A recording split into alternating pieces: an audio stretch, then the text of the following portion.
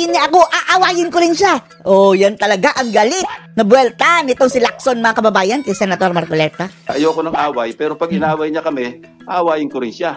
Nauna na kasing pumalag si Senator Marcoleta, mga kababayan, sa kanyang show na Saganang Mamamayan na etong si Lacson, mga kababayan, paepal.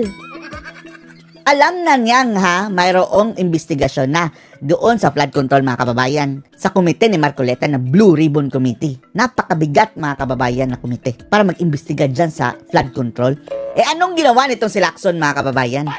Gumawa ng sariling show. Ito siguro ang sinasabi ni Senator Marcoleta, mga kababayan, na inggit. Kagusto rin ni Lacson ang mga kababayan, kumiting iyan, pero hindi napunta sa kanya, napunta kay Senator Marcoleta. Gumawa ng sariling show, mga kababayan. Sa likod ito nasabi ni Senator Marcoleta na kapag mayroon ng nakakasang imbestigasyon sa Blue Ribbon, hindi na sana, mga kababayan, pinapayagan na mayroong mag-privilege speech na kahalintulad na issue, mga kababayan. Kung gusto niyang ilahad iyan, punta siya sa Blue Ribbon, doon niya ipresenta para maisa ang report, mga kababayan. Dahil mayroong mga recommendatory, yung mga kababayan yan powers ang Blue Ribbon para kasuhan ang kung sino man. Pero anong ginawa ni Lacson? Gumawa ng sariling show. Parang nakipagbaliksahan, mga kababayan, kay Marcoleta. Nag-privilege speech. Ayun, binutata ni Senator Marcoleta, mga kababayan.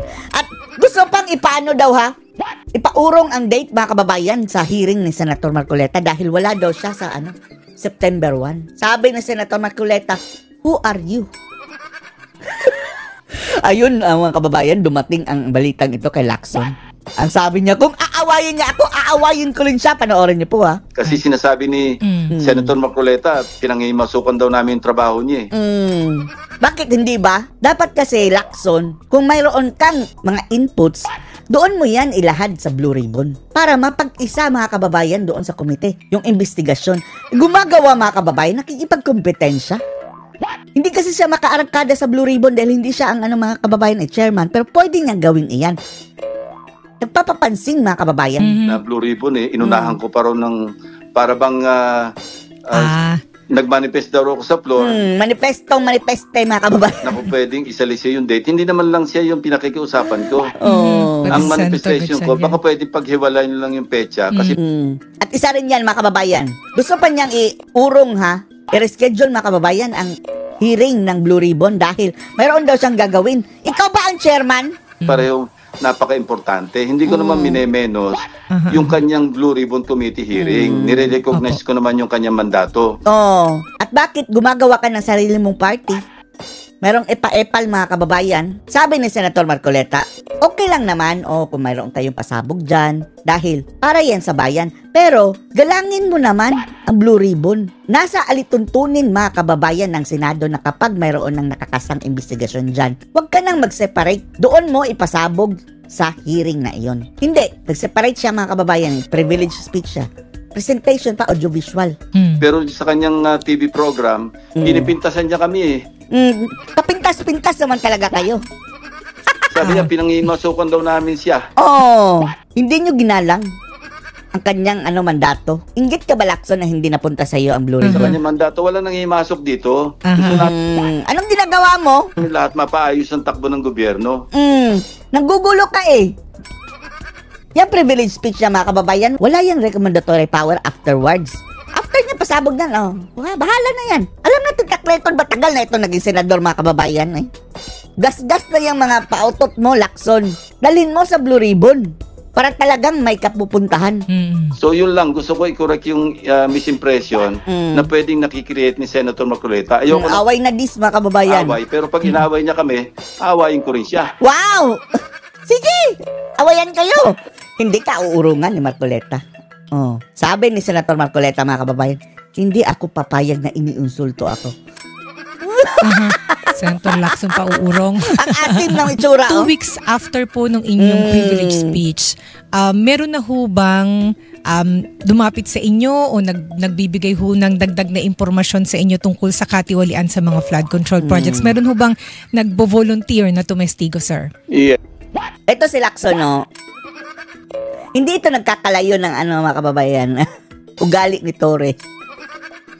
Pareho sila mga kababayan ang PNP chief. Kaya nga si Torre mga kababayan, ambisyoso ngayon na gustong tatakbo daw sa politika mga kababayan. Iwanan natin vice president daw. Gusto nga ng Hidayarian na presidente. The second president daw ng Mindanao. Wow, pati Mindanao sinusukay ang si Torre. Hindi nagkakalayo nito mga kababayan. PNP chief ito dati. Kinasuhan din. 'Di ba naging fugitive din ito mga kababayan? 'Di ba? Hinabol din ito. Mukhang si Torre, mukhang ganyan ang mangyayari later on. Totoo 'yon. Kaya lang sinasala namin, tinitingnan namin kung ano ba yung pakay. Selective na naman kayo.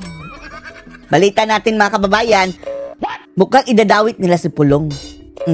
Although wala pang pangalan mga kababayan pero yung issue na mga dilaw kay Pulong mga kababayan, ng mga bangag. Yung 51 billion daw na proyekto.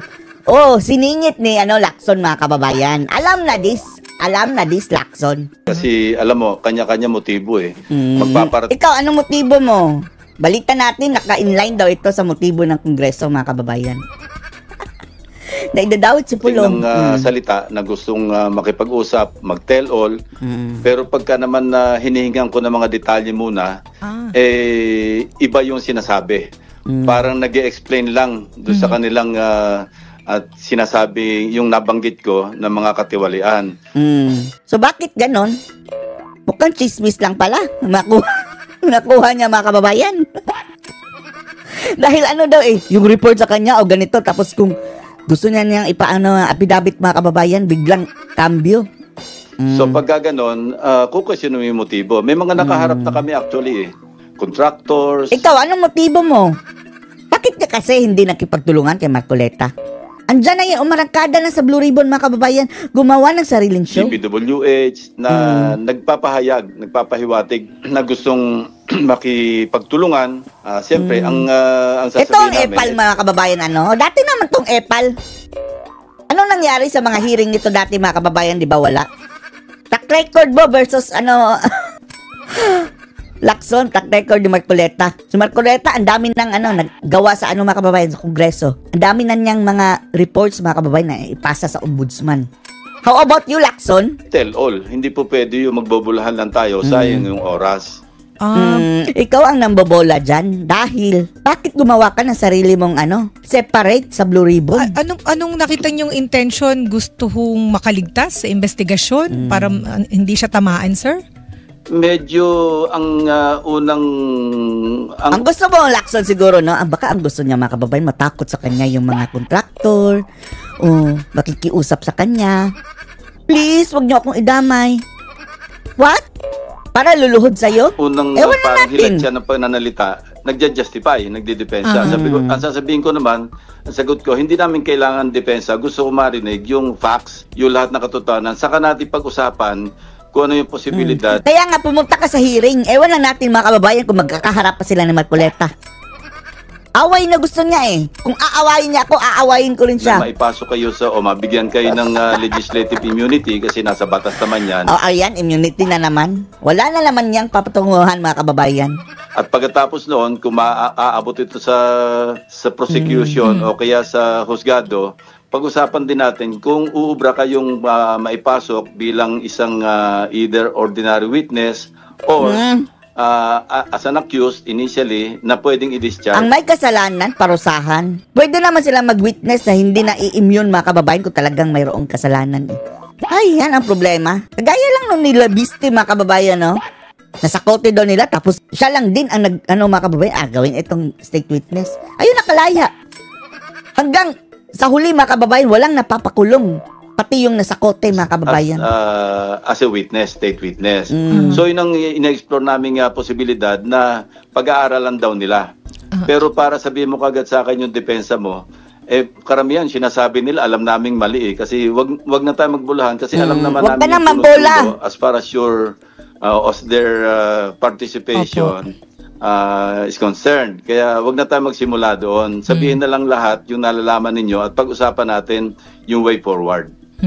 Parang po, ang mensahe ninyo sa kanila tell me what I don't know. Yes, ganon, eksakto. Wag mo na ako sabihan ng yung alam ko na kasi alam kong hindi totoo sinasabi mo. So what's your purpose talaga? Independent siya mga kababayan, nag-independent. Sinasapawan nga niya si Marcoleta, no? Okay. So sir, dun sa mga lumapit sa inyo, wala pang sa tingin ninyo ay Oo. May lumalapit na sa kanya mga kababayan. Yan ba ang purpose mo para lapitan qualified ka? na testigo. Kasi po sa Department of Justice, sabi ni Secretary Remulla, meron na daw po nagbo-volunteer na mag-testify. Oo, mabuting development yun. Sa level ko, hindi ako magdidetermine nun eh. Opo. Kaya wala akong pinapangako sa kanila pag may kumakausap sa akin. Umalis ka na lang bilang senador, Lacson, and then magpa-appoint ka kay Bangag. Czar. Corruption czar. Oo. Tagabantay sa corruption mga kababayan. Gaya lang, di ba, in-appoint din ito ni Panot mga kababayan bilang Yolanda Czar. Anong nangyari? Hindi kinaya ang responsibilidad mga kababayan, nag-resign. Bilang Yolanda Czar. Ilang linggo lang. And then, nangarap maging presidente mga kababayan. Yung pag-handle nga lang ng Yolanda, surrender. Ngayon, bida-bida. Idudulog ko ito sa mas nakakaalam o sa may authority. Idulog mo kay Marcoleta. Pambabastos yung ginawa mo, Lacson. Department of Justice. Kasi kung meron akong halimbawang... Hindi pa nga tapos yan. Ito mga kababayan, no? Inapakan niya si Marcoleta mga kababayan. Mayroon na kayong committee na nagpo-focus dyan. O siya mga kababayan, direkta ako sa Department of Justice, Boying, kasi friendship mga kababayan. Kasama sa Bagoong. And then, mayroon din si Marcoleta. Pag-isahin nyo na. Saya lang kayo sa pera. Ang hawakan na draft affidavit. Yun lang naman ang nire-require ko eh. Hindi naman kailangang pirmahan. Ibigay mo yan. Ilagay yung pangalan, pero ilagay nyo yung facts doon. Kung lahat ng pwede nyong i-divulge. At divulge? Ito idudulog ko sa nakakalam, Department of Justice, para sila mag-evaluate. Sila yung see? Umaasta na mga kababayan na talagang blue ribbon. Assess kung uubra ba itong statement na ito para pumasok bilang ordinary witness man o accused na magiging state witness. Yan, Lacson, kung totoo man lang yung mga mga research mo ganyan, mas nakakatulong yan kung dalhin mo yan sa blue ribbon. Lunukin mo yung pride mo para sa bayan. Kung hindi, nanggugulo ka lang. Purpose nito mga kababayan, kung ganyan, nanggugulo lang. Kasi may mga patakaran dyan eh. Nagdaan mga hearing mga kababayan na handle niya. Na, of course, yung materiality ng kanilang testimonya na pwedeng stand alone o kayang i-corroborate ng mga iba pang ebidensya. Pangalawa, kailangan hindi sila yung most guilty. Kasi yun ang mga requirements eh. So pag pumasa doon, yung kanilang sa categories, mga classification na gano'n, pwede kami magsimula. Yung iba, kahit pa hindi most guilty, basta guilty. Nangakong babalik. Dapat parusahan. Yung iba naman, parang tumahimik na. So, ang sinabi ko naman sa kanila, basta itong ating meeting, hindi ito naganap. No? Yun ang usapan natin. Hanggang hindi tayo nagkakasundo, hindi ito naganap. At parang wala tayong pinag-usapan. In other words, pag nag-back out kayo, fair game tayo. Ano yan? Para naman something is fishy doon sa statement na yun, mga kababayan. Wala tayong pinag-usapan. Pero nag-usap kayo, para lang, walang pinag-usapan. Yun, Basta sir, pwede pong maging testigo sa ganitong issue, ganitong anomalya, yung pong kontraktor, kahit po ng bribe, yung pong district engineer, kahit sangkot. Maski government official o kaya contractor, pwede sila. Paano yung sinasabi nilang mga kababayan Alcantara, na hundreds of billions daw mga kababayan, o millions? Example na lang natalo daw ng casino, 100 million? Parang wala lang. Kisangkot, pero hindi para sa akin ang magsabi sa kanila na libre na sila.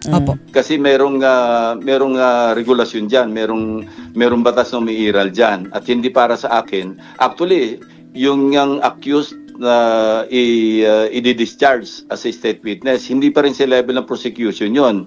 Kasi mag-approve noon, korte. I-recommendatory lang yung DOJ doon. And then sir, yung pong sa Philippine Construction Accreditation Board, dun po sa interpellation sa inyo ni Senator Tito Soto III, Minority Leader. Kasabot lang din niya mga kababayan. Kanyang partner na anong tawag na tandem nila? Pisot. Ping at Soto mga kababayan. Si Juan Bol, Diyos ko Lord.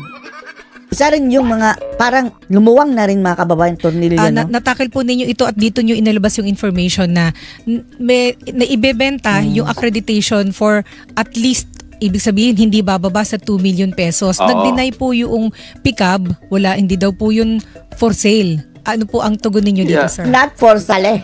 Ang sabi ko, the more sensible response should have been, titingnan namin ito. Hindi yung outright, sasabihin mo sa akin na nagmamalinis ka na para kang isang pure and, parang lily white driven store, parang ganon.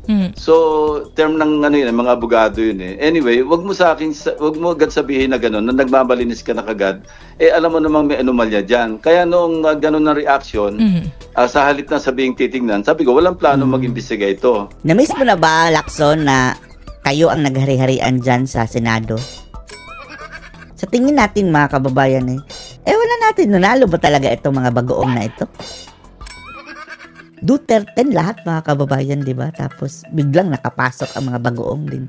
Si Pagpag at si Matsing. Ay, nako. Tapos ngayon, mga kababayan, na-miss na nila ang kadati nilang mga kaswapangan, kahudasan, yung hari-harian, mga kababayan dyan sa Senado. Sigaw-sigaw dito, sigaw doon. Kasama niya si Gordon. Buti na nga, yung penguin na yun, mga kababayan. Sabi nila, mukha daw penguin. Kaya nung nagtabi sila ni Admiral, mga kababayan, para talagang nasa Antarctica na ba tayo? Ganyan ang mga komento ng mga tao. Na-miss nila yun, mga kababayan. Kaya ngayon, hindi nakuha ang Blue Ribbon. Gustong apakan si Marcoleta. So nag-imbestiga ako more deeply at natuklas ako nga, dalawa sa board directors. Anong tawag sa committee mo?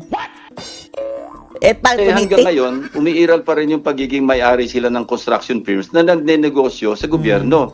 So, di ba maliwanag na conflict of interest yun? At may batas na sumasaklaw dito. Yung isa, si board member, si Engineer Escalante, Arthur Escalante, medyo humirit pa. Sabi niya, hindi raw applicable sa kanila yung conflict of interest. At ang sinasite niya, yung naipasa na yung RA 4566 na ipinasa ito noong 1965. Yung 6713 ano lang year ngayon? Code of Conduct and Ethical Standards, naipasa naman ito 1989. So tama siya pero mali siya. Kasi hindi nga siya saklaw sa ilalim ng RA ng Republic Act na nag-create ng pickup, pero saklaw naman siya noong RA na sumasaklaw sa ethical standards na may parusang 5 taon hanggang 5 taong pagkakakulong.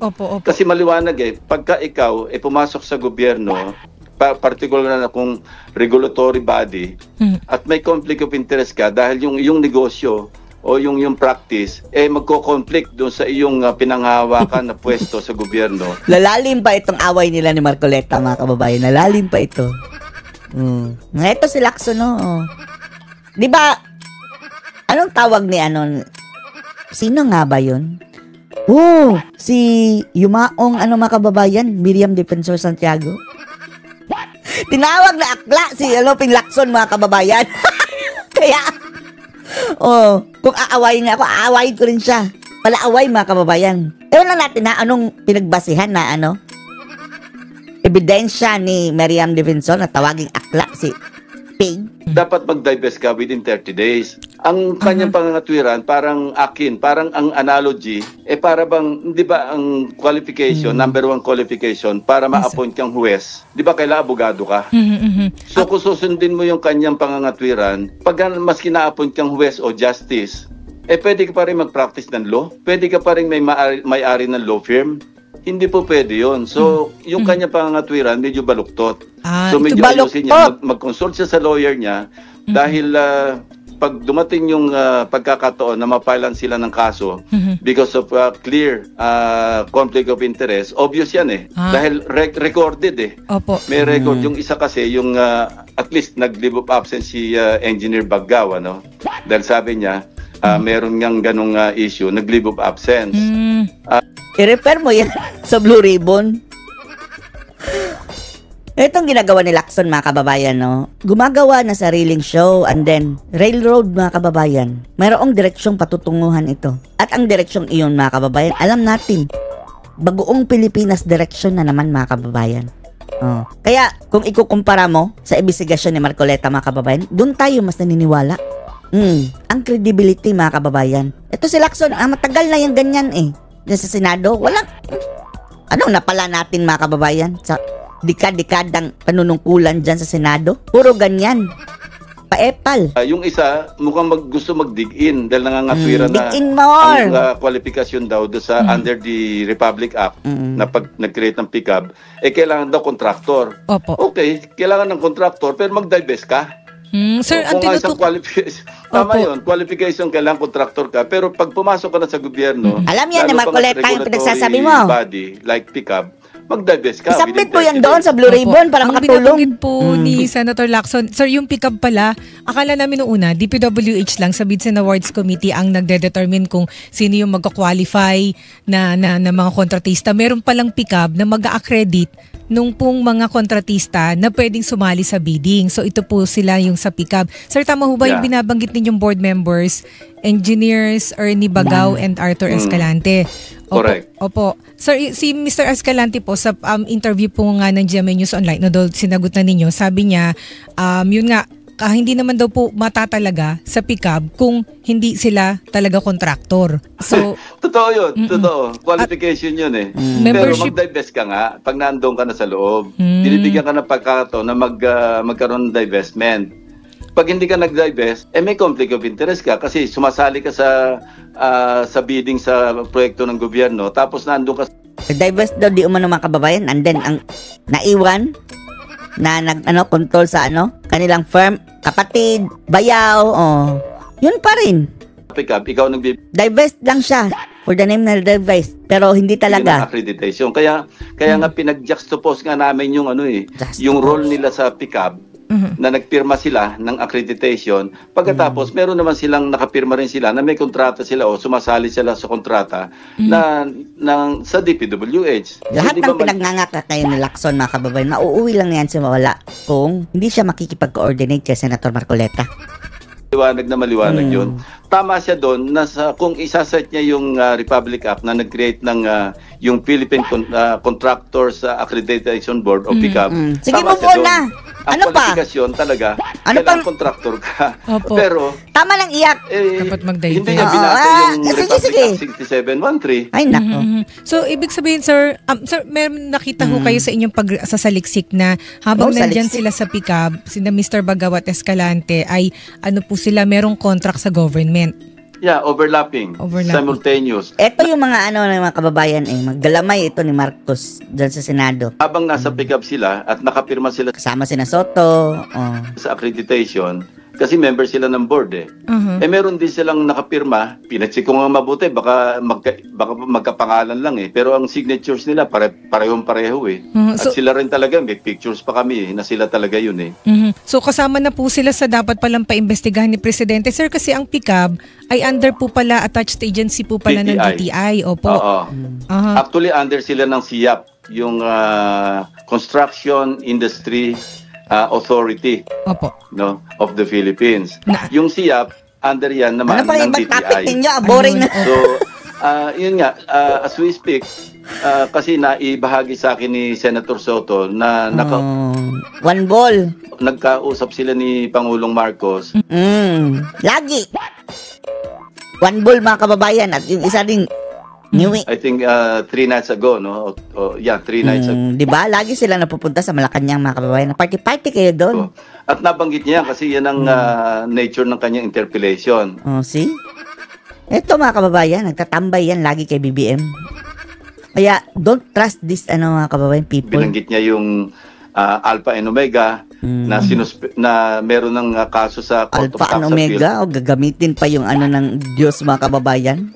Description. Appeal. Pero nirenew pa rin ng PICAB yung kanilang lisensya kasi every year nagre-renew ng lisensya yung mga contractors So, Move on sa dahil pick-up. po dito sa inyong discovery, sa inyong revelation na ito na nangyayari sa Revelation. pick-up, ano po ang dapat gawin? Ano po ine-expect ninyong gagawin ng DTI at ng SIAP? Bunganga lang yan.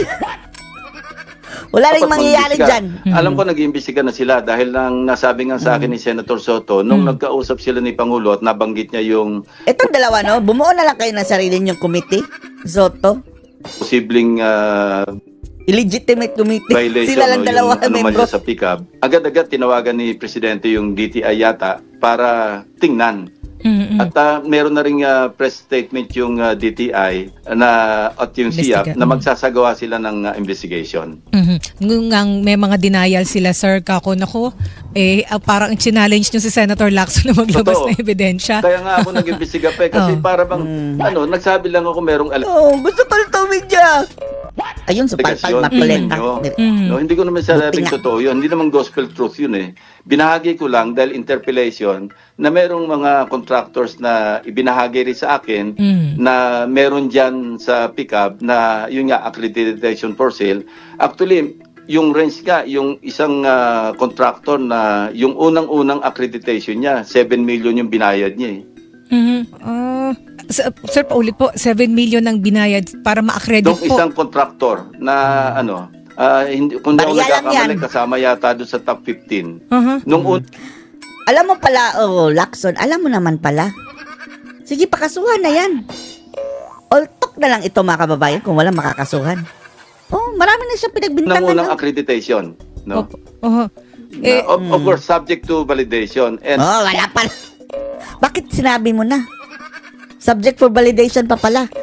Baka kung chismis lang yan Lacson, nauuna yung bunganga mo. Kung magsalita sila dapat mga kababayan, yun ang full proof para mayroong patutunguhan. Ito, subject for validation. Yung pag-validate mga kababayan, wala na ang resulta sa validation. Hopefully, yung contractor na yon makisama at mag-cooperate para sabihin niya yung cooperate? Siya nga ang nagbayad bribe. Detalye. At kung sino yung kausap niya doon. May idea ako kung kasuhan na dahil. Kasuhan na agad mga kababayan. Sino yung kausap doon. Kung sino yung member ng board na nakipag-deal siya. Pero hindi ko pwedeng divulge kasi wala naman akong salita lang yun ng kontraktor. See? Hanggang salita lang mga kababayan, walang mga dokumento. Ay, naku, Lacson talaga. Ano yun, sir? Yung 7 million ay hiningi o kinusang ibinayad? Sir, kasi hindi naman magbibigay o magbabayad ng 7 million kung hindi hiningi. SOP nga yan eh. Well, hindi maliwanag kung hiningi o in-offer. Yan, Lacson. Chismis pa lang. Tapos, pagdating sa media, mga kababayan, balita agad. Para magiging universal truth na yan. Ikaw ang nagmamarites niyan. Dapat, kung sinabi mo yan, with all the proof na talaga. Para diretso na. Nangyayari, lalong gumulo mga kababayan. Epal. No, pero nagbayad ng 7 tama si Marcoleta, million. Epal. Yung unang-una, hindi ko nakuha yung mga detalye pang iba. Hindi ko alam kung anong taon yun. Pero pwede namang mag-check yun kasi may pangalan naman yung construction company. Pwede ko i-check kung anong taon yun. Opo. Yun. Meron naman yung, alam mo, anong taon? And then, mga kababayan, eto na. Idadamay na niya, mga kababayan, ang mga Duterte nito. Tingnan nyo. problema, nakipag-settle sa pickup, hininga naman ng milyon din. Yun, extortion talaga yun kasi bina-blackmail. Nag-cough up talaga yung contractor kasi nga nagkaroon siya ng konti problema doon at gusto niya settle. Tinakot siya na hindi ma-renew yung lisensya mo. Parang lahat, sir, ng hakbang, merong corruption mula sa accreditation pa lang hanggang sa planning ng budget, hanggang sa parang, sir, hahanapin na lang ba natin yung project na walang katiwalian? Ano ba? Yes. Sabi ko nga na, alam mo, nag-iisip nga ako na yung isang buong pension ko, i-offer ko na lang. Pag may napakita kayong isang isolated case na maayos ang about si Soto, sabi niya hindi siya tatanggap. Huwag yung pension mo, Lacson. Yung allowances mo na lang, mas malaki mga kababayan. Huwag ka na tumanggap kahit na project, allowances, huwag na. Believe kami sa'yo. Eto mga kababayan, madali silang, hindi ko tatanggap ng sahod. And then, yung pondo nila sa opisina nila mga kababayan, hundreds of millions per year. Tapos mayroon pa project, idadaan sa kanila mga kababayan. Mas malaki pa. Execute ng proyekto. Flood control project ang pag-uusapan natin. Opo. Baka pwedeng bigyan ng reward. Hindi ko sasabing magbibigay ako pag-iisipan ko kasi sinasabi kasi ni Secretary Bonoan, isolated case daw yung Bulacan. Yeah, opo. Tapos nililigaw niya pa na yung sa Oriental Mindoro, ligaw daw kami doon kasi umasa lang daw kami doon sa salita ng... Sabihin mo na lang kay Bangag na alisin na si Bonoan. Yan na lang ang magagawa mo. Chairman, na pwedeng nagkamali ng lugar. Mali ng lugar, opo. Binanggit ko na nga na ang aming reference, yung Sumbong sa Pangulo website, na eksakto yung grid coordinates. Kasi paano mo makikita, Nimpa, yung guni-guni? No? borrowing the word of the president o yung Ghost Project. Ghost yun paano mo makikita? Kaya nga hinahanap namin doon sa grid coordinates, hindi lang sa sumbong sa Pangulo website, kundi pati yung DBWH website ang ginamit namin para hindi kami mamali sa pwesto. Yung interview namin doon sa barangay chairman o mga residents doon, pang-validate lang yon. Kasi Sitio Dike, di ba? Yung Sitio Dike nasa barangay Apitong. Opo. Pero may narinig akong interview ni Secretary Bonoan, ang binabag niya, barangay Dike, hindi barangay yung Dike, sitio yun sa barangay Apitong. So, ewan ko kung deliberate yung kanya o... Siya po ang mali. Hindi ko alam kung deliberate yung nililigaw niya o simple... Lipat ka na lang sa DPWH. Ignorance. Pwede siyang mga kababayan. Talagang DPWH secretary. Sige na. Anyway, bida-bida ka naman Diba si Cayetano dati mga kababayan, ginawang DFA secretary o amalis. Si Angara, DepEd. Sige, ikaw na lang sa DPWH. Sabihin mo kay BBM. Anyway, naumpisahan mo naman yan para hindi masayang yung effort mo. Mas magaling ka pa kay Marcoleta Sinabihan ka nga hindi niya alam na yung Sitio Dike ipal-ipal ka ng barangay Apitong at hindi separate barangay. Opo. Sir, total nabanggit niyo po si Secretary Bonoan. Dito po sa nangyaring katiwalian, kasi sir, ang iniimbestigahan sa ngayon, sir, diba yung budgeting po at yung performance ng DPWH from 2022 hanggang ngayon 2025. Si Secretary Bonoan po ang head ng DPWH. So, sir, sa tingin ho ba ninyo, inosente siya rito? Hindi. O may alam? O ano po ang niya dito, lugar niya dito? Mahirap maghusga, Nimpa unless Ay, nako. Kailangan pa ba itanong yan, mga kababayan? Hindi siya inosente. Kung maliwanag na ebidensya, halimbawa may nagturo sa kanya, na abot sa kanya yung corruption. But given na yun, it is already, sabihin nating hard fact na yung... Kung hindi man siya nangurakot, mga kababayan, command responsibility. Corruption sa DPWH, talagang laganap. Systemic na nga Going on all over, no? Yung, at saka... over these years, the past years. At saka all over. Pero kung wala man po magturo sa kanya, sir, hindi ba may command responsibility? Alangan naman pong head ka ng agency, hindi mo alam nangyayari. Kapabayaan. Diyan pa lang mga kababayan, si Bak na siya dapat. Yes, at saka matagal na rin siya dyan. Hindi naman siya na-appoint na hinugot siya from the private sector Opo. Mas mahina pa nga si Secretary Singson Kasi nung siya namumuno dyan, maayos yung palakad Ako noon, tatandaan ko pagka sa plenary kami. Ikaw na lang. Para mapakinabangan niyang pagiging bida-bida mo. Tanungin mo siya, kukunin niya lang yung iPad niya. Nandiyan na lahat, sasagutin ka kung anong status ng proyekto Kasi naka-geotag So sir, paano po pagtitiwalaan dito ang investigasyon? Sa DPWH po muna kasi may sinabi po, number one sir, ang DPWH nag-create na po ng anti-corruption body para po mag-investiga. Lord, sila lang din ang nag-create mga kababayan. Sila na nga ang inaakusahan kurakot sa katiwalian sa kanilang hanay, and then may travel ban dun sa kanilang mga tauhan at syempre po yung lifestyle check na utos ng presidente. Well, good luck to all of us. Kung sila mag-iimbestiga sa sarili nila, good luck sa atin lahat. Bakit po? Alam na yung kriminal ang pag-iimbestiga sa sariling mga krimen, mga kababayan ginawa nila. Sila mag-iimbestiga sa sarili nila. Imagine mo na lang, Nimpa. Para kang... Sabihan mo si BBM. Bakit hindi ka pumalag? Direktiba yan ni BBM dahil ang DPWH mga kababayan, under yan ng presidente. Nag-assign. Sa makatuwid yung secretary dyan, alalay lang yan ni BBM. Lahat ng ito mga kababayan, under sa ngag-ngag. Ng investigating panel sa Muntinlupa para imbestigahan kung ano nangyayari sa loob ng Muntinlupa. So in short, walang mangyayari dito. Dapat iba po ang mag-imbestiga. Parang nag-appoint ka doon sa Kubol. O imbestigahan nyo nga kung anong katiwalian dyan. So sir, kasi ang presidente, meron pa rin po siyang trust and confidence kay Secretary Bonoan. Ay, Diyos ko, Lord. Well, that's between him and kasi siya yung appointing authority. Meron siya pinagbabasihan doon, hindi para sa akin na question yun. Budol, kaya nga budol mga kababayan position hindi of trust inaalis. And confidence So kung may kumpiyansa ang Pangulo, may dahilan siya para sabihin may trust and confidence. Ano ang dahilan? Ano ang dahilan mga kababayan? Klarong-klaro na ang katiwalian. Pa rin ang Pangulo sa kanya. May dahilan din si Secretary Bonoan na ang sinabi niya hindi siya maglilip, hindi siya magre-resign. Kanila yon, decision nila yon. Tayo, nagmamasid at nagbibigay lang tayo ng mga na-discover natin. Nagugulo. Yung In fairness, na-supported ng nagugulo ka lang. ebidensya. Lunukin mo na lang yung pride mo, Lacson, at tulungan mo si Senator Marcoleta. Matutuwa pa kami. Hindi yang mayroon ka sariling investigasyon na naka-railroad, mga kababayan, kung saan-saan napupunta. Kaya nga hindi ko mahusgahan si Secretary Bonoan. Kung ano Wow, ba yung hindi- kanyang complicit. Kami, husgahan namin. Dapat siyang umalis. Layas. Kung ano yung kanyang participation, kung ano ba yung kanyang ginagawa, hindi ko siya pwedeng husgahan along that line. Sige, absulto mo. Anong masasabi nyo dito, mga kababayan? Post your comments below.